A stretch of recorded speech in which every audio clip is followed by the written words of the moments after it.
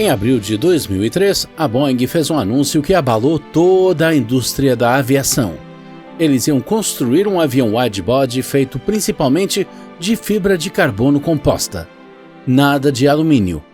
Não o material que definiu a aviação comercial por décadas, fibra de carbono, especificamente plástico reforçado com fibra de carbono. Ninguém jamais havia tentado isso em grande escala, nem para um widebody, nem para uma aeronave que carregaria centenas de passageiros cruzando oceanos nas próximas décadas. A Boeing estava apostando o futuro em materiais nunca testados e em um modelo de cadeia de suprimentos tão radical que faria seus concorrentes duvidarem se Seattle não tinha perdido completamente a cabeça. Como o fabricante de aviões mais bem-sucedido do mundo, quase se destruiu tentando construir a aeronave do futuro.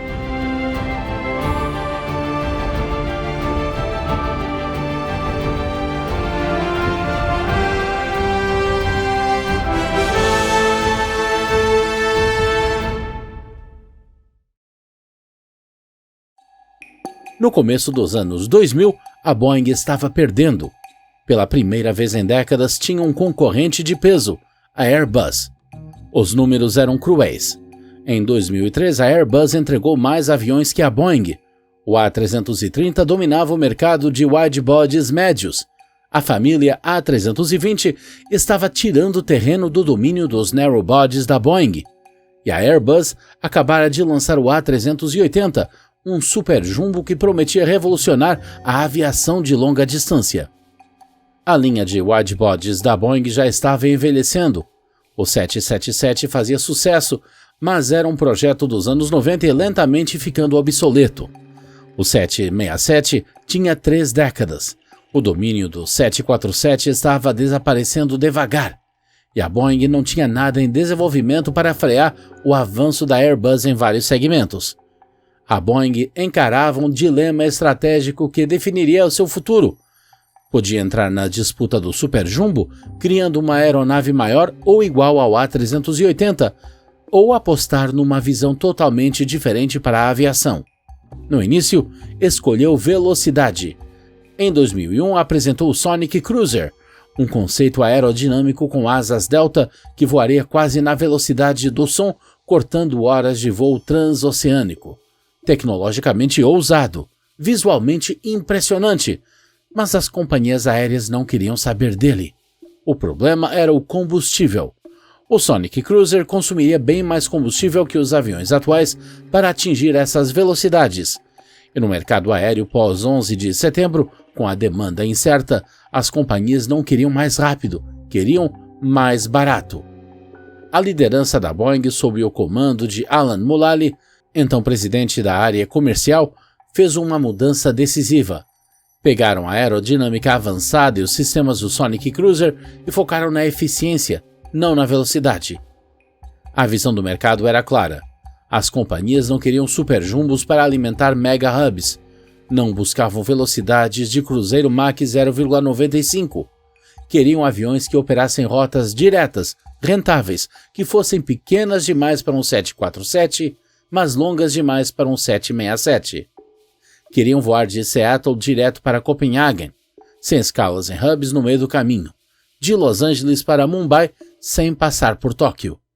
A resposta da Boeing seria o 7E7, depois batizado de 787 Dreamliner. Transportaria entre 200 e 300 passageiros. Teria alcance para conectar qualquer parte de cidades no planeta sem escalas. E consumiria 20% menos combustível que os modelos anteriores. Mas o que fez o 787 realmente revolucionário foi que a Boeing não estava só projetando um avião mais eficiente. Eles estavam reinventando do zero o material que o avião seria feito, como seria construído e quem faria essa construção. A escolha de usar fibra de carbono para metade da estrutura não foi um simples avanço, foi uma ruptura total com décadas de produção em alumínio. Os compósitos ofereciam vantagens incríveis: peso menor, sem corrosão, maior resistência à fadiga, menos parafusos. Só que ninguém jamais havia fabricado compósitos em escala tão grande. Ninguém tinha certificado isso para a estrutura principal de um widebody. Ninguém sabia se a cadeia de fornecedores conseguiria produzir material suficiente. A Boeing estava prestes a descobrir, e essa resposta quase os declarou falidos.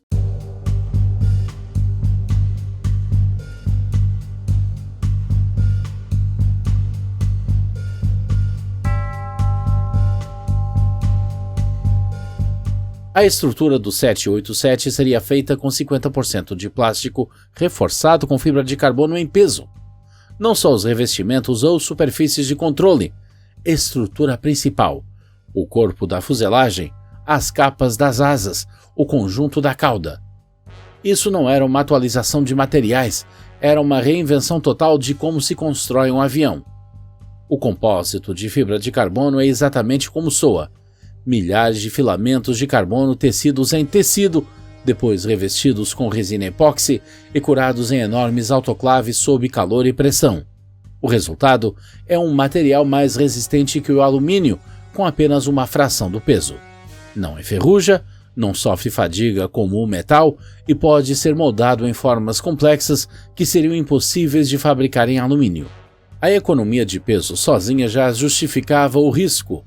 Cada libra retirada do peso vazio da aeronave é uma libra de combustível que você não precisa carregar ou uma libra a mais de carga que pode levar. O 787 seria cerca de 20% mais leve que uma aeronave equivalente de alumínio. Isso se traduziria diretamente em eficiência de combustível, cerca de 20% melhor que o avião que substituiria. Mas a verdadeira vantagem estava no que os compósitos permitiam que a Boeing fizesse com a experiência do passageiro. Fuselagens de alumínio são feitas de painéis curvos fixados por rebites. A curvatura é limitada pelo quanto você pode dobrar o alumínio sem quebrá-lo. Essa limitação define a largura da cabine, o tamanho das janelas, tudo. Com os compósitos, essa limitação desaparece. A Boeing podia fazer a fuselagem do 787 mais larga que a do 767, apesar das dimensões externas serem similares.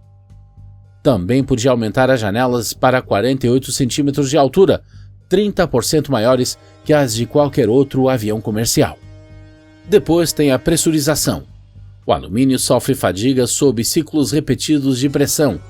Em milhares de voos, esses ciclos geram rachaduras microscópicas. É por isso que as companhias aéreas limitam a pressão da cabine a 2.400 metros.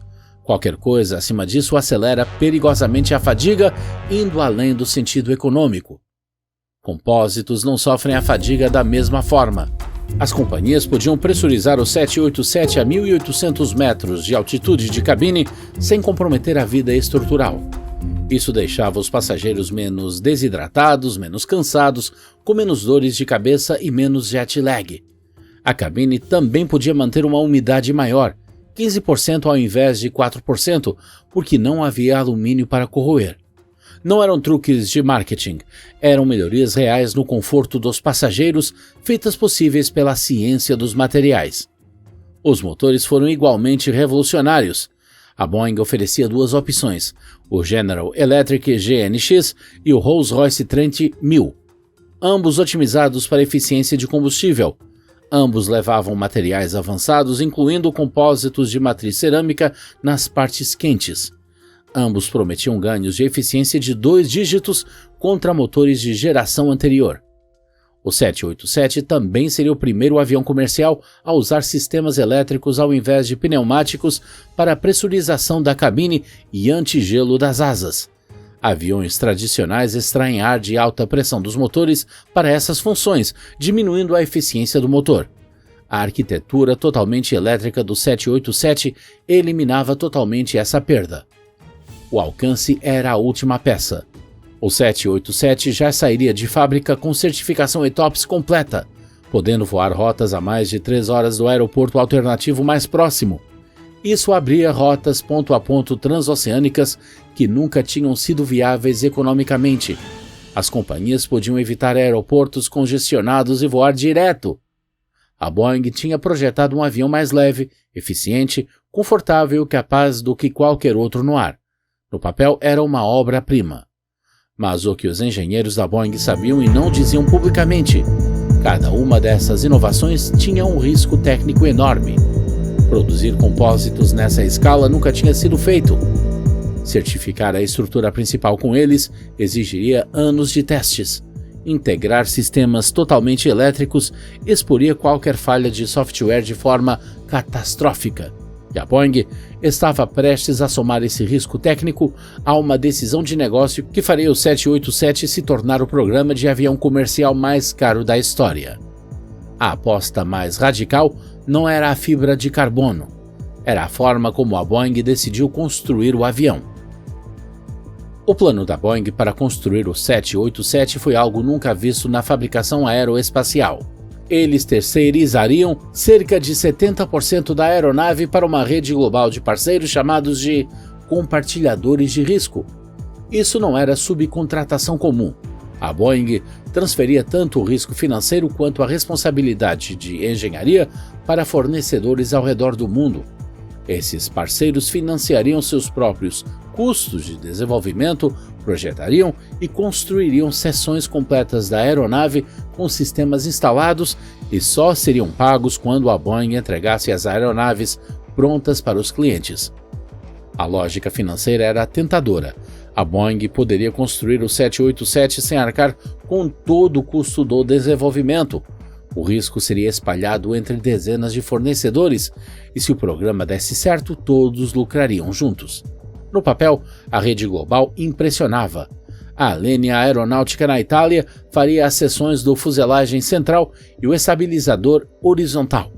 A Kawasaki Heavy Industries no Japão seria responsável pelo fuselagem dianteiro e os postos das rodas do trem principal de pouso. A Mitsubishi Heavy Industries fabricaria as asas. A Fuji Heavy Industries ficaria com a caixa da asa central. A Spirit Aerosystems em Wichita, que na época já não pertencia mais à Boeing, mas voltou a ser sua, construía o fuselagem dianteiro. A Vought Aircraft Industries em Charleston cuidava das seções traseiras do fuselagem. A fábrica da Boeing em Everett simplesmente juntaria essas seções gigantes, instalaria os interiores e sairia com a aeronave pronta. A empresa previa que a montagem final duraria apenas 3 dias. 3 dias. Isso comparado às semanas necessárias no processo tradicional. Soava revolucionário, porque era. A Boeing estava redefinindo seu papel na fabricação de aeronaves. A empresa que construiu o B-17, o 707, o 747, aviões que marcaram a supremacia aeroespacial americana, estava virando mais um integrador e montador do que um fabricante. Mas havia algo que a liderança da Boeing não entendia ou simplesmente ignorava. Fabricar aviões não é como montar eletrônicos de consumo. Não se pode simplesmente passar os desenhos de engenharia para fornecedores e esperar que entreguem partes prontas para o voo. Os desafios de integração são enormes. Os sistemas precisam se comunicar. O software tem que ser compatível. As peças precisam encaixar com tolerâncias de milésimos de polegada. Os fabricantes de aviões sempre mantiveram controle rígido sobre o design e a produção porque a integração aeroespacial é brutalmente complexa. Os engenheiros precisam estar juntos no mesmo lugar. Os problemas têm de ser detectados e resolvidos na hora. É preciso conhecimento acumulado por décadas. A Boeing estava abrindo mão disso, distribuindo a expertise crítica para fornecedores que nunca tinham feito seções completas antes, fornecedores espalhados por continentes e fusos horários diferentes, usando softwares de projeto, processos de fabricação e padrões de controle de qualidade distintos. A suposição escondida nessa estratégia toda era que esses fornecedores dariam conta da integração dos sistemas sem a supervisão direta da Boeing, que conseguiriam se coordenar mesmo distantes, que entregariam seções que simplesmente se encaixariam. A Boeing apostava que fabricar aviões já estava tão comoditizado que qualquer um com as ferramentas e desenhos certos poderia fazer, que o papel da empresa poderia mudar de construtora para montadora sem perder capacidades essenciais, que 70 anos de conhecimento em fabricação poderiam ser substituídos por contratos e coordenação. Em 2007 ficava claro, e doloroso, que a Boeing tinha apostado errado. As consequências dessa decisão quase destruíram o programa custaram bilhões e danificaram de vez a cultura de engenharia da Boeing. O que a Boeing descobriu foi algo que a indústria aeroespacial sabia lá atrás, mas havia esquecido. Conhecimento não se terceiriza. Complexidade não se contrata e jamais se constrói um avião em comitê quando esse comitê está espalhado pelo planeta. O 787 estava prestes a ensinar essa lição para a Boeing da forma mais cara possível.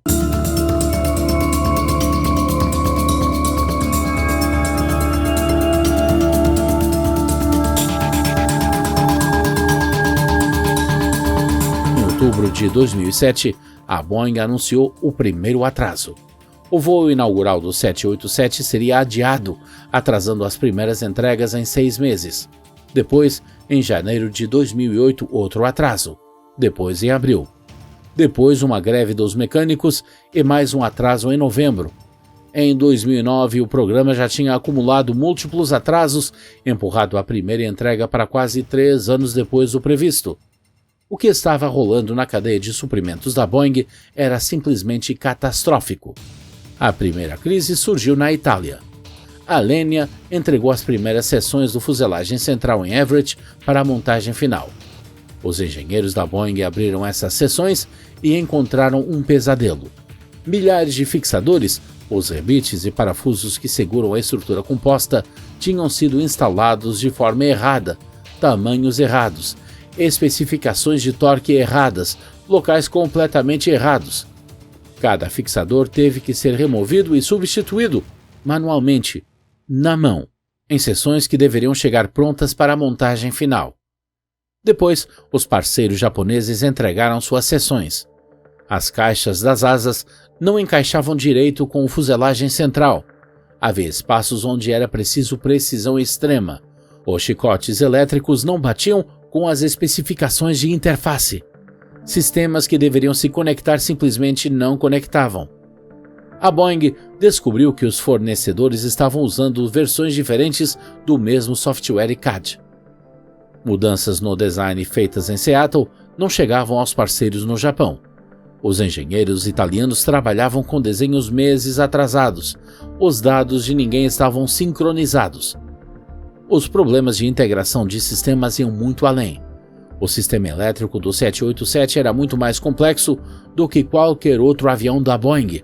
A arquitetura totalmente elétrica significava milhas de fiação substituindo sistemas pneumáticos e hidráulicos. Essa fiação tinha que ser instalada nas seções do fuselagem composto antes de serem enviadas para Everett. Mas os fornecedores não tinham o conhecimento institucional da Boeing sobre como roteirizar sistemas elétricos. Os feixes de fios estavam apertados demais, criando riscos de desgaste. Os conectores não alinhavam direito. Softwares que controlavam sistemas diferentes não se comunicavam porque cada fornecedor tomava decisões independentes sobre protocolos e interfaces. A Boeing acreditava que especificações detalhadas seriam suficientes, que os fornecedores conseguiriam executar essas especificações sozinhos. O que descobriram foi que a integração aeronáutica exige comunicação constante, solução imediata de problemas e conhecimento institucional que existe na cabeça dos engenheiros, não nos documentos. A resposta da empresa mostrou o quanto havia subestimado a situação. A Boeing começou a enviar times tigres, grupos de engenheiros experientes para as fábricas dos fornecedores pelo mundo. Esses grupos identificavam problemas, elaboravam soluções e supervisionavam as correções. Os engenheiros da Boeing basicamente estavam fazendo o trabalho de integração que os fornecedores deveriam fazer. Em alguns casos, a Boeing teve que assumir seções inteiras do trabalho. Enviou centenas de engenheiros para as instalações dos parceiros por meses seguidos. Colocou gerentes da Boeing para fiscalizar as operações dos fornecedores. Era, na prática, reconstruir a integração vertical que tinha desmontado de propósito. O rombo financeiro foi espetacular. Os custos de desenvolvimento que a Boeing previa em cerca de 10 bilhões de dólares ultrapassaram 32 bilhões. O modelo de compartilhamento de risco que deveria distribuir os custos falhou completamente. A Boeing agora pagava para corrigir problemas dos fornecedores enquanto compensava os parceiros pelos atrasos. Os clientes iniciais viam suas datas de entrega sumirem. A All Nippon Airways havia pedido 50 787s, com entregas começando em 2008. Estavam planejando toda a estratégia de voos longos baseada na aeronave. Japan Airlines, United, Air Canada, todos haviam tomado decisões de frota baseadas nas promessas da Boeing. Cada atraso custava à Boeing credibilidade, multas e cancelamentos de pedidos. Alguns clientes mudavam para o Airbus A350, que a Airbus lançou em 2006 justamente para competir com o 787, aprendendo com os erros de terceirização da Boeing antes mesmo que eles se materializassem totalmente. Outros simplesmente abandonavam o negócio. Dentro da Boeing, a crise levou à saída de executivos. A liderança da divisão de aviões comerciais mudou. O gerente do programa 787 foi substituído 2 vezes. O preço das ações caiu conforme os investidores percebiam que os problemas do programa não eram contratempos temporários, mas falhas estratégicas profundas. O problema maior tornava-se impossível de ignorar. A Boeing havia terceirizado não só a fabricação, mas o conhecimento crítico de engenharia. Presumia que especificações detalhadas substituiriam a experiência prática, que ferramentas de coordenação dariam conta no lugar da proximidade física, que contratos impuseram o que só cultura e experiência entregam. O que a Boeing aprendeu, ao custo de dezenas de bilhões de dólares, é que fabricar aeronaves é incrivelmente complexo. Não se pode distribuir essa complexidade em organizações desconectadas, esperando que se integrem perfeitamente. O conhecimento necessário para construir aviões existe nas relações, no entendimento tácito, na capacidade de resolver problemas juntos em tempo real. A Boeing tentou reduzir a fabricação de aviões a um problema de otimização da cadeia de suprimentos. O 787 provou que não é nada disso. Quando o avião finalmente voou pela primeira vez, em dezembro de 2009, mais de 2 anos atrasado, os problemas estavam longe de acabar.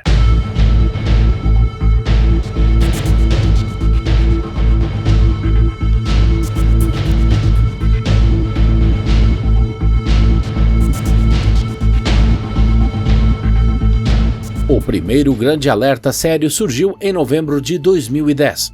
O ZA-002, o segundo avião de testes do 787, estava realizando um voo de teste de rotina quando um painel elétrico na baía de equipamentos traseira pegou fogo. A fumaça tomou a cabine. A tripulação fez um pouso de emergência em Laredo, Texas. Os investigadores descobriram que o fogo foi causado por detritos deixados dentro do painel durante a fabricação, junto com um design ruim que permitia arco elétrico. A Boeing resolveu esse problema específico, mas aquilo era sintoma de algo maior. A integração apressada e os problemas de controle de qualidade que permeavam todo o programa. Depois vieram as baterias. O 787 usava baterias de íon lítio, a mesma química dos laptops e veículos elétricos, para alimentar sistemas críticos. O íon lítio oferecia maior densidade energética que as tradicionais baterias de níquel-cádmio, economizando peso e espaço, mas também trazia riscos. Se danificadas ou mal gerenciadas, podiam superaquecer, pegar fogo ou até explodir. Durante os testes de voo, a Boeing enfrentou vários incidentes com baterias, superaquecimento, fumaça, eventos de fuga térmica, quando a temperatura da bateria disparava sem controle. Cada vez, a Boeing e o fornecedor GS Yuasa criavam soluções. Cada vez, a FAA aceitava essas soluções e permitia o prosseguimento dos testes. O 787 recebeu a certificação tipo em agosto de 2011. A Air Nippon Airways recebeu a primeira aeronave de produção em setembro. Depois de 8 anos de desenvolvimento, 3 anos de atrasos e mais de 32 bilhões de dólares, o Dreamliner finalmente entrava em serviço comercial. Por 15 meses, o 787 operou sem incidentes graves. As companhias aéreas adicionavam rotas. Passageiros elogiavam o conforto da cabine. A Boeing aumentava a produção. Parecia que o pesadelo tinha acabado. Até 7 de janeiro de 2013. Um 787 da Japan Airlines estava estacionado no portão do aeroporto Logan de Boston, vazio e conectado à energia em solo. Uma bateria da unidade de energia auxiliar na baía de eletrônicos traseira começou a superaquecer. Em minutos soltava fumaça. Depois, pegou fogo. Os bombeiros do aeroporto chegaram para encontrar a bateria em fuga térmica, alcançando mais de 260 graus Celsius. A bateria deveria ter várias camadas de proteção, sistemas de monitoramento, gestão térmica, contenção. Todas falharam. 9 dias depois, um 787 da All Nippon Airways estava decolando de Yamaguchi, no Japão, quando os pilotos receberam um alerta de falha na bateria. Fumaça começou a entrar na cabine. O comandante declarou emergência e desviou para o aeroporto de Takamatsu, fazendo um pouso de emergência com caminhões de bombeiro prontos. Esse não era um avião parado. Era um voo ativo com passageiros, fumaça na cabine do piloto, fogo na bateria em altitude, o exato cenário que a certificação deveria evitar. Em 16 de janeiro de 2013, no mesmo dia em que o ANA 787 desviou para Takamatsu, a FAA tomou uma decisão inédita. Emitiu uma diretiva de aeronavegabilidade emergencial para aterrar toda a frota global de 787. Todas as aeronaves, 50 aviões operados por 8 companhias em 3 continentes, todos aterrados indefinidamente. Foi a primeira vez que a FAA aterrava um modelo inteiro de avião desde o DC-10 em 1979. E diferente do DC-10, cujo problema era claro, Boeing e reguladores não conseguiam explicar de forma definitiva por que as baterias do 787 falhavam. A investigação durou meses. Boeing, GS Yuasa, FAA e NTSB fizeram testes exaustivos. Concluíram que a causa provável era curtos-circuitos internos nas células das baterias, combinados com contenção e monitoramento inadequados. A solução não foi elegante. A Boeing não podia redesenhar as baterias e isso levaria anos. Em vez disso, adicionaram uma caixa de aço para conter cada bateria, com tubo de ventilação para expulsar fumaça e gases para fora. Acrescentaram sistemas de monitoramento e controle mais robustos. Basicamente, assumiram que as baterias poderiam falhar e projetaram para esse cenário. A FAA aprovou o conserto em abril de 2013. O 787 voltou ao serviço após 4 meses parado, mas o dano na reputação foi profundo. O avião mais moderno do mundo, que devia ser o futuro da aviação, foi parado mundialmente porque a Boeing não conseguiu evitar que suas baterias pegassem fogo.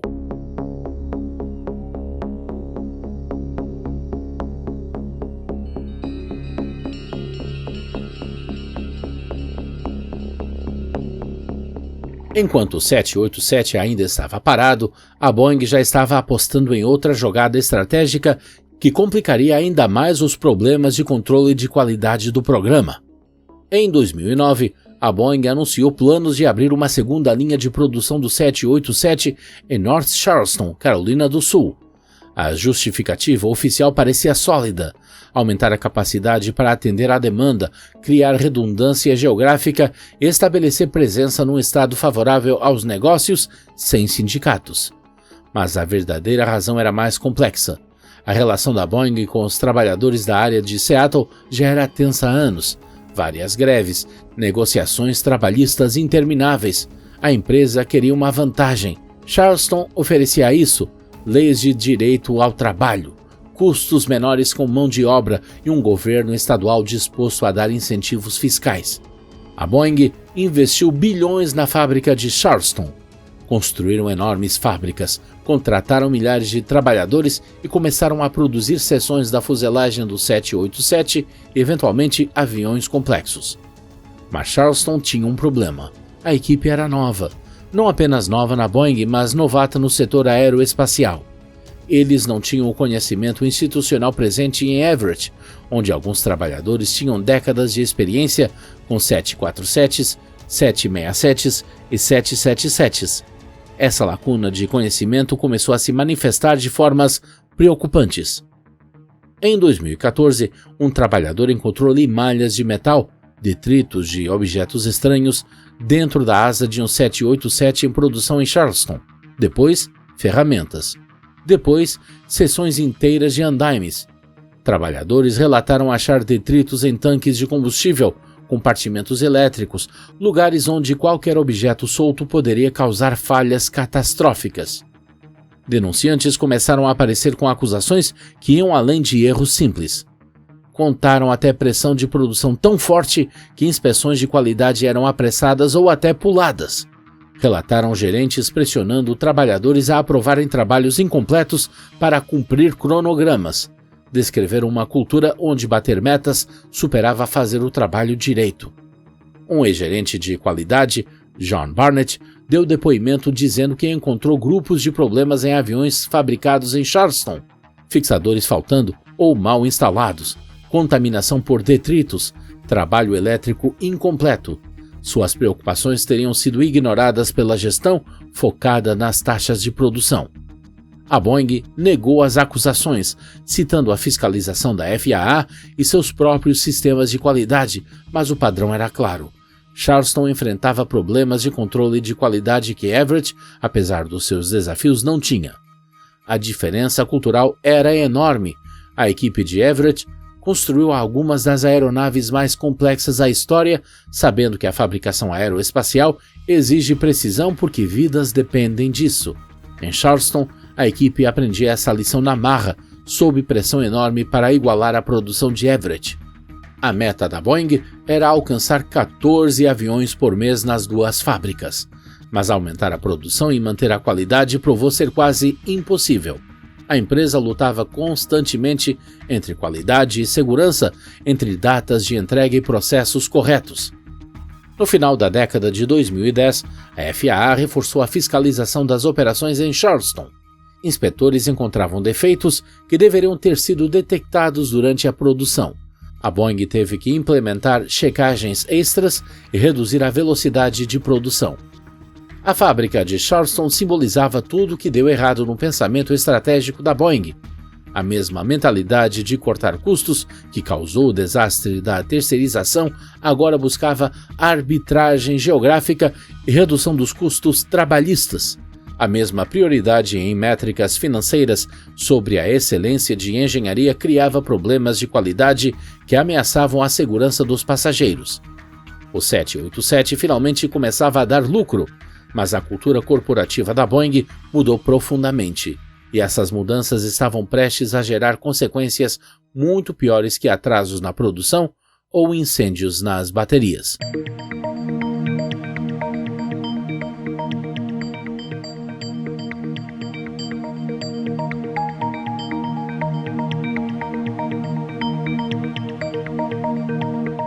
Em 2018, o programa do 787 finalmente estava se aproximando do ponto de equilíbrio. A Boeing havia entregue quase 800 aeronaves até o fim do ano. As companhias aéreas pediam mais. O sistema de produção, apesar dos desafios constantes, funcionava.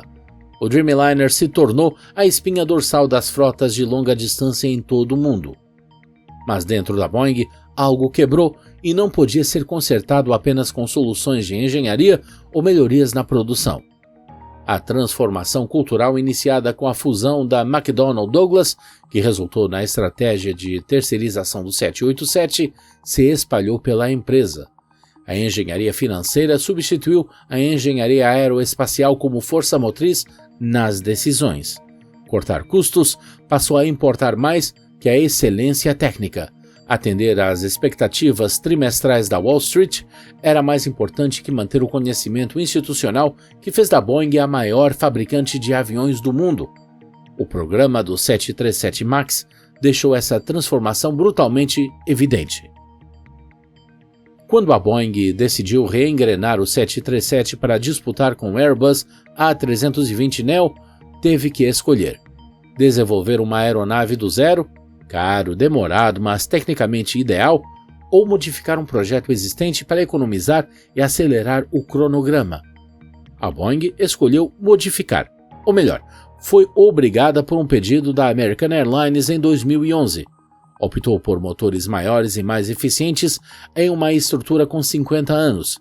Esses motores mudaram a aerodinâmica da aeronave, exigindo compensação via software. Esse software, o Sistema de Aumento das Características de Manobra, ou MCAS, foi criado para fazer o MAX se comportar como as versões anteriores do 737 em certas condições de voo. Mas o MCAS dependia de um único sensor de ângulo de ataque. Podia ser acionado repetidamente sem que os pilotos soubessem. E a Boeing não explicou direito o funcionamento para as companhias nem para os reguladores, porque isso exigiria treinamento extra para os pilotos e prejudicaria a vantagem competitiva do MAX. As semelhanças com o 787 eram inevitáveis. Mesma mentalidade de cortar custos, prioridade no cronograma acima da segurança, suposições de que atalhos resolveriam problemas técnicos e o mesmo controle regulatório que permitia à Boeing basicamente certificar seus próprios aviões. Quando os voos Lion Air 610 em outubro de 2018 e Ethiopian Airlines 302 em março de 2009 caíram, matando 346 pessoas, o mundo teve a confirmação de que a Boeing havia se tornado. O MAX foi proibido de voar globalmente. A credibilidade da FAA foi destruída, a reputação da Boeing desabou. O 787 e o MAX nasceram da mesma cultura corporativa. A diferença: os problemas do 787 se manifestaram em atrasos, estouro de custos e incêndios nas baterias. Os do MAX mataram pessoas, 346 delas. O resultado financeiro do programa 787 conta uma história. Até 30 de novembro de 2025, mais de 1.230 aeronaves foram entregues. O programa será no final lucrativo. As companhias amam o avião. Os passageiros preferem ele. A tecnologia funciona. Mas essa conta financeira não mostra o que a Boeing realmente perdeu. Perdeu a expertise na fabricação que levou décadas para construir. Engenheiros que sabiam integrar sistemas complexos saíram ou se aposentaram sem transmitir seu conhecimento. Parcerias na cadeia de suprimentos que davam vantagem competitiva foram quebradas ou destruídas. Perdeu confiança regulatória. O relacionamento da FAA com a Boeing, antes de respeito e colaboração técnica, virou confronto. Reguladores internacionais pararam de aceitar automaticamente a certificação da FAA. Agora, a Boeing enfrenta um escrutínio que acrescenta anos nos prazos de desenvolvimento. Veja o 777X. Perdeu a cultura de engenharia que criou o 707, o 747 e o 777. A crença institucional de que a excelência técnica era mais importante que os lucros trimestrais. A percepção de que fabricação aeroespacial exige precisão porque vidas dependem disso. A Airbus aprendeu com os erros da Boeing. Ao lançar o A350 para competir com o 787, manteve um controle muito mais rígido dos fornecedores, guardou a engenharia crítica internamente e priorizou a maturidade técnica sobre cronogramas. O A350 entrou em serviço no prazo, sem grandes incidentes, e foi um sucesso notável. O desenvolvimento problemático do 787 também mudou o jeito da Boeing lidar com futuros projetos. No 777X, uma versão maior e mais eficiente do 777, a empresa reduziu a terceirização extrema. Mais engenharia ficou dentro da empresa. Parcerias foram reestruturadas e supervisionadas. Eles aprenderam da forma mais dura que não se pode terceirizar conhecimento institucional. Mas o dano à posição competitiva da Boeing já estava feito. O A350 conquistou a fatia de mercado que o 787 deveria ter dominado. A Airbus passou a ter uma família moderna, eficiente e ampla, do A330neo ao A350 A resposta da Boeing, o 777X, enfrenta atrasos e dificuldades de certificação, consequências diretas do escrutínio regulatório causado pela crise do MAX. Até a China observava e aprendia. O programa Widebody C929 da Comac, desenvolvido com a Rússia, que foi abandonado após sanções pela invasão ilegal da Ucrânia, optou por uma abordagem mais conservadora que o risco do 787. A Comac poderia usar ligas de alumínio-lítio comprovadas junto a compósitos, em vez de apostar tudo em materiais não testados em escala. E seu projeto C939, possível concorrente do 777X, mostra a ambição chinesa de desafiar Boeing e Airbus no mercado de widebodies que o 787 ajudou a definir. A história do 787 não é só sobre um programa de aeronave, é sobre o que acontece quando uma grande empresa de engenharia decide que engenharia não é tão importante assim. Quando o conhecimento institucional é visto como custo a eliminar, não como ativo a preservar. Quando quem toma decisões estratégicas não entende ou não valoriza a complexidade técnica que gerencia. Hoje, mais de 1.000 787s voam. Ligam cidades que antes não tinham voos diretos. Mostram que compósitos funcionam em grande escala, oferecem eficiência e conforto ao passageiro, como a Boeing prometeu. O 787 cumpriu suas metas técnicas, provou que compósitos dão certo em larga escala, validou o modelo ponto a ponto para voos longos, forçou a Airbus a desenvolver o A350 e empurrou toda a indústria para mais eficiência. Mas o custo quase destruiu a empresa que o construiu. E a vantagem competitiva que a Boeing buscava, ser a primeira no mercado com tecnologia composite para widebodies, foi desperdiçada pelos atrasos que deixaram a Airbus alcançar e superar com um programa muito melhor executado.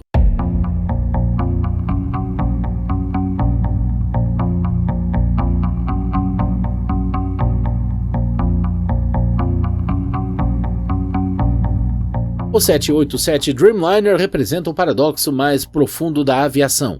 Ele cumpriu tudo o que a Boeing prometeu. Materiais revolucionários, eficiência inédita e conforto transformador para os passageiros.